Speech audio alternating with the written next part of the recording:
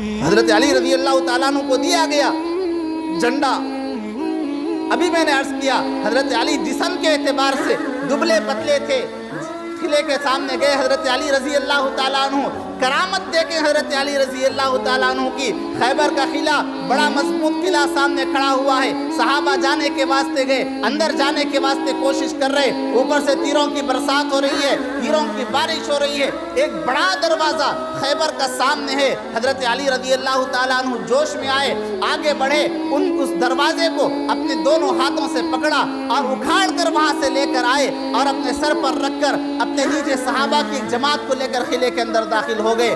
فرماتے ہیں راوی اس دروازے کو حضرت علی رضی اللہ تعالیٰ عنہ نے اٹھایا۔ جنگ کے ختم ہونے کے بعد میں ہم نے اس دروازے کو دوسری جگہ رکھنے کے واسطے اٹھایا، 40 آدمی مل کر بھی اس دروازے کو نہیں اٹھا سکے۔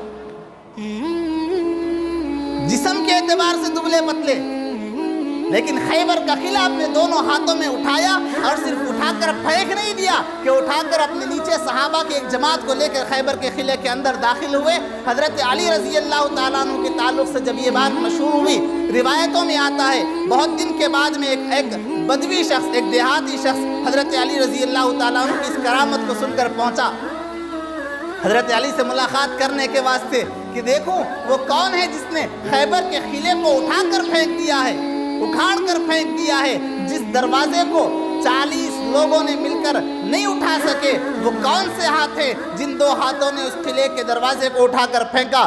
وہ بدوی، وہ دیہاتی آدمی تلاش کرتے کرتے آیا، لوگوں سے پوچھا کہ علی بن ابی طالب کہاں ہیں؟ لوگوں نے کہا کہ فلاں درخت کے نیچے بیٹھے ہوئے ہیں۔ حضرت علی کے پاس یہ پہنچا، عمر میں بھی چھوٹا سا بچہ، حضرت علی رضی اللہ تعالیٰ عنہ وہاں پر بیٹھ کر اپنے دانتوں سے اخروٹ توڑ رہے ہیں۔ میں نے ابھی تھوڑی دیر پہلے کہا دبلے پتلے تھے حضرت علی رضی اللہ تعالیٰ عنہ، اب وہ اخروٹ توڑ رہے ہیں تو اخروٹ ٹوٹ نہیں رہا ہے۔ اس دیہاتی نے دیکھا، دیکھ کر مسکرانے لگا۔ حضرت علی نے پوچھا کون ہے بھائی؟ آیا کہاں سے؟ سامنے کھڑا ہو گیا میرے اور مسکرا رہا ہے، کس بات پر مسکرا رہا ہے؟ اس نے کہا کہ میں نے تو سنا تھا کہ جس کا نام علی بن ابی طالب ہے وہ تو بڑا طاقتور ہے، اس نے اپنے دونوں ہاتھوں سے خیبر کا دروازہ اکھاڑ پھینکا تھا، اور میں آپ کو دیکھتا ہوں کہ آپ ایک اخروٹ کو نہیں توڑ پا رہے۔ مسکراتے ہوئے اس نے کہا، حضرت علی سمجھ گئے کہ یہ سوال کرنے کے واسطے آیا ہے۔ حضرت علی اٹھ کر بیٹھے، پوچھا کہ بتا کیا بات ہے، پھر دوبارہ سوال کر۔ تو اس نے کہا کہ علی تو وہ ہے جس نے خیبر کے دروازے کو اٹھا کر پھینکا تھا، تم ایک اخروٹ بھی نہیں توڑ پا رہے۔ حضرت علی جلال میں آئے اور آ کر کہا کہ اے اللہ کے بندے، تو اگر چاہتا ہے کہ میری اس طاقت کو دیکھے، جا کسی اور خیبر کو لے کر آ، 1000 خیبر کے قلعے بھی آئیں گے، علی ان کے دروازوں کو اٹھا کر بازو پھینک دے گا۔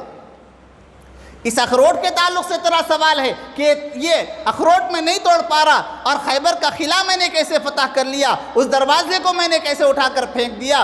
تو سن، اس اخروٹ کو توڑنے کے واسطے مجھے میری جسمانی طاقت کی ضرورت ہے، اور خیبر کا قلعہ فتح کرنے کے واسطے میرے ایمانی طاقت کی ضرورت تھی۔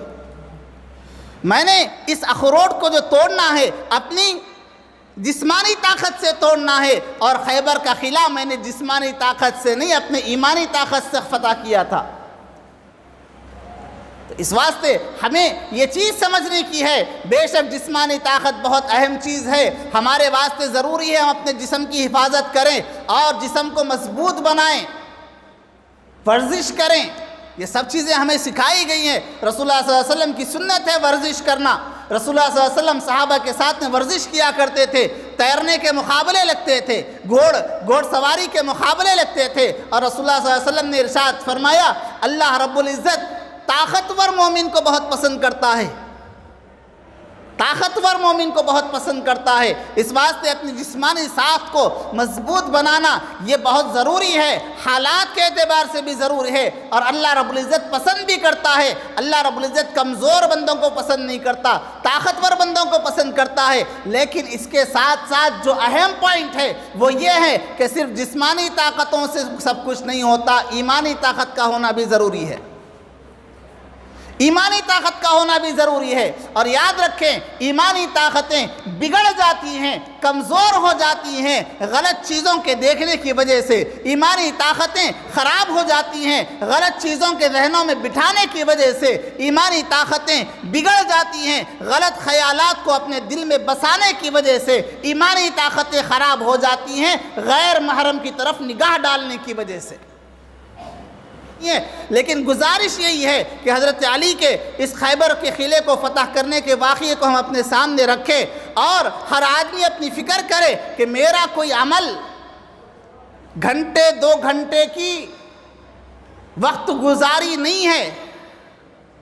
دوسرے لوگوں کے واسطے ہو سکتا ہے کہ گھنٹے 2 گھنٹے کی وقت گزاری ہو، لیکن میرا غلط عمل میرے ایمان کو نقصان پہنچانے والا ہے۔ میری نگاہ غلط چیز پر پڑے گی، میرا ایمان بگڑے گا۔ میرے کانوں میں غلط آوازیں پڑیں گی، میرا ایمان بگڑے گا۔ میرے ذہن میں غلط خیالات آئیں گے، میرا ایمان بگڑے گا۔ دنیا والوں کا کوئی نقصان نہیں ہے، نقصان صرف اور صرف مسلمان کا ہے۔ اس واسطے اپنے ذہن کو، اپنے دل کو، اپنے کانوں کو، اپنے آنکھوں کو، اپنے دماغ کو پاک اور صاف رکھنے کی کوشش کریں، غلط چیزوں پر نگاہ ڈالنے سے اپنے آپ کو بچائیں۔ رسول اللہ صلی اللہ علیہ وسلم نے ارشاد فرمایا کہ جس آدمی کی نگاہ کبھی غیر محرم پر پڑتی ہے، غیر عورت پر نگاہ پڑتی ہے، اور جیسے ہی نگاہ پڑی اس نے اپنی نظروں کو جھکا لیا، رسول اللہ صلی اللہ علیہ وسلم نے ارشاد فرمایا کہ نگاہ پڑتے ہی جھکا لے گا، اللہ رب العزت اس کو ایمان کی مٹھاس عطا فرمائے گا۔ غیر محرم پر جیسے ہی نگاہ پڑی، غیر عورت پر جیسے ہی نگاہ پڑی، اس نے اپنی نظروں کو جھکا لیا۔ آپ عمل کر کے دیکھ لیں، نماز پڑھنے کے واسطے آپ کھڑے ہوں اور اس کے بعد میں چند دن آپ اس پر عمل کر لیں، کسی غیر محرم عورت کو نہیں دیکھوں گا، کسی تصویر کو نہیں دیکھوں گا، موبائل فون میں آنے والے ویڈیوز میں غیر محرم عورتوں کو نہیں دیکھوں گا، اس طریقے سے آپ اپنی نظروں کی حفاظت کر کے دیکھیں۔ اس کے بعد میں آپ مصلی پر کھڑے ہوں گے، آپ سجدہ کرنے کے واسطے اپنے سر کو جھکائیں گے، آپ محسوس کریں گے کہ آپ کی پیشانی تو زمین پر ہے، لیکن آپ کو پتہ چلے گا کہ آپ کا سر اللہ کے سامنے جھک رہا ہے۔ یہ حلاوت ایمان نصیب ہوتی ہے۔ تو جس طریقے سے نظروں کی حفاظت کرنے سے ایمان کی مٹھاس نصیب ہوتی ہے، ایسے ہی نظروں کو بگڑ جانے کی وجہ سے، ذہن اور دماغ کی بگڑ جانے کی وجہ سے اندر سے آہستہ آہستہ ایمان کی حلاوت ختم ہونا شروع ہو جاتی ہے۔ جب ایمان کی طاقت ختم، ایمان کی حلاوت ختم، تو پھر باطل طاقتیں آسانی کے ساتھ ہمارے سامنے رعب اور دبدبے کے ساتھ کھڑی ہو جاتی ہے۔ اس واسطے ہمیں ضروری ہے ہم اپنی ایمانی طاقت کو بنانے کی کوشش کریں۔ اس کے واسطے سب سے اہم چیز جو ہے وہ اللہ اور اس کے رسول صلی اللہ علیہ وسلم کے ساتھ محبت، اور اتنی محبت کہ ہر چیز سے زیادہ اللہ اور اس کے رسول صلی اللہ علیہ وسلم سے محبت ہو، اور اس کے بعد میں ہمارے ذہن، ہمارے دل، ہمارے دماغ تمام بری چیزوں سے پاک ہوں۔ اس کے بعد میں ایمان کی طاقتیں، ایمان کی مٹھاس ہمیں نصیب ہو۔